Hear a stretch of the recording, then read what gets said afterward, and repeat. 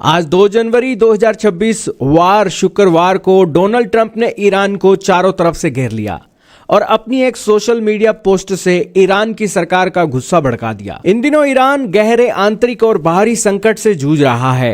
एक तरफ जहां उसके देश में उसकी करेंसी रिकॉर्ड निचले स्तर पर पहुंच चुकी है और एक अमेरिकी डॉलर की कीमत लगभग 14 लाख रियाल तक पहुंच चुकी है, वहीं दूसरी ओर ईरान में महंगाई भी 42.5% बढ़ गई और ये सब कुछ दिसंबर के अंत तक दर्ज किया गया।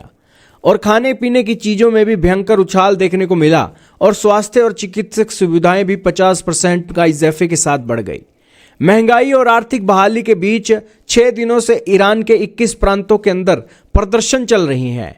6 से 7 लोगों की मौतें हो चुकी हैं। बढ़ते तनाव को देखकर सरकार ने ठंड का बहाना बनाकर सार्वजनिक छुट्टी भी घोषित कर दी, लेकिन प्रदर्शन रुक नहीं रही हैं। इसी बीच डोनाल्ड ट्रंप आए हैं और उन्होंने ईरान की सरकार को चेतावनी देते हुए कहा है कि अगर ईरान में चल रहे कोई शांतिपूर्ण प्रदर्शनकारियों को गोली मारी गई या फिर हिंसक रूप से मारा गया तो इसके खिलाफ में अमेरिका प्रदर्शनकारियों की मदद करेगा। हम लोग एवं लोडेड हैं, यानी कि हथियारों के साथ पूरी तरीके से ईरान में चढ़ दौड़ने के लिए तैयार हैं। उन्होंने स्पष्ट किया कि अमेरिका प्रदर्शनकारियों के हिंसक दमन के खिलाफ कार्रवाई करने के लिए तैयार है। हाल ही के दिनों में प्रदर्शनकारियों को एक दबाने की भी ईरान की सरकार की तरफ से कोशिश की जा रही है। अमेरिका ईरान के अंदर जो रिलीजियस लीडर आकर बैठे हैं उनकी खिलाफत करता है।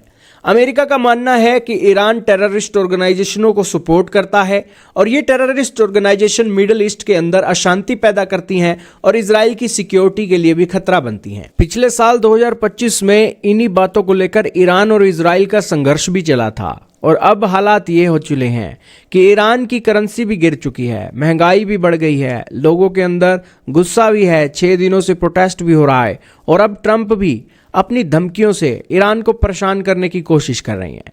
खैर, ईरान ने इसके जवाब में कहा है कि वो ट्रंप की किसी भी धमकी के अंदर आएगा नहीं और अगर अमेरिका ईरान के इंटरनल मैटर में इंटरफेरेंस करता है तो ये सारे मिडल ईस्ट के रीजन को डिस्टेबलाइज कर देगा और अमेरिका के इंटरेस्ट को भी डिस्ट्रॉय कर देगा। कहने का इतना ही मतलब है कि अमेरिका ईरान के अंदर अटैक करता है या एंटर करता है तो तेल की कीमतें भी बढ़ सकती हैं और ये वॉर भी लंबी छिड़ सकती है और कहने को आप कह सकते हैं कि वर्ल्ड वॉर 3 का भी बिगुल बज सकता है। कौन जानता है कि अमेरिका की ईरान में एंट्री चाइना को ताइवान पर एंटर करने का एक अल्टीमेटम दे दे और उसके बाद बातें बिगड़ते बिगड़ते कहाँ किन देशों में पहुंच जाएं, कोई नहीं जानता।